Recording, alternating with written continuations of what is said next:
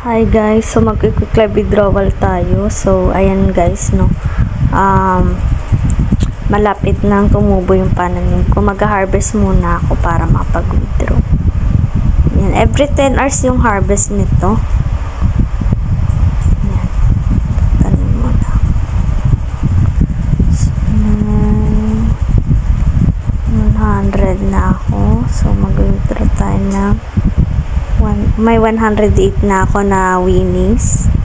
So withdraw tayo. So wait na lang natin na mag-success guys. So for processing na siya. Ayan.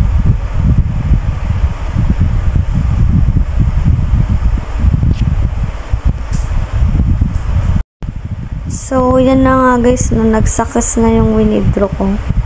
Ayan. So may 2% na withdrawal fee. You have received 98 pesos of GCash back, no? So, paying na paying po talaga to si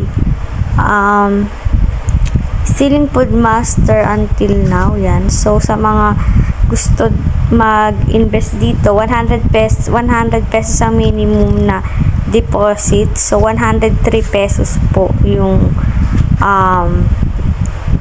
tawag dun, bawat isang lupa ano sa ordinary land. Then pwede ka rin mag-land upgrade. Yan. So 220 pesos yung isang red land. So ang tinap up ko dito is 1,500. Malaki na rin yung na-withdraw ko dito sa commission tsaka sa pag-harvest ko. So yan na yung mga na-withdraw ko dito. Sa commission yan guys pag may invite ka.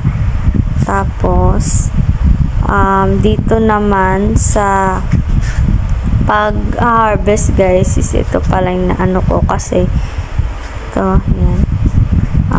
Pinupuno ko lang yung lupa ko. Hindi ako lagi nag-withdraw pag may 100 na ako. Tapos, sa mga gusto mag-invest dito, ilalagay ko na lang po sa pinned comment section ko yung link. So, may daily sign-in. Then, pag bago ka lang dito, i-bind mo yung GCash mo. Ay, yung email, Gmail mo. Para meron kang 25 free spins, no? So, ibabind mo yung GCash mo para makapag-withdraw. Ang minimum withdraw is 100 pesos, no? Tapos, maganda rin guys pag may invite kayo kasi medyo malaki rin yung commission once na nakapag-invite kayo na marami. Then, kung magbabind kayo ng email nyo guys, manual yung itatype, no? So, yun. So, yan guys, na paying till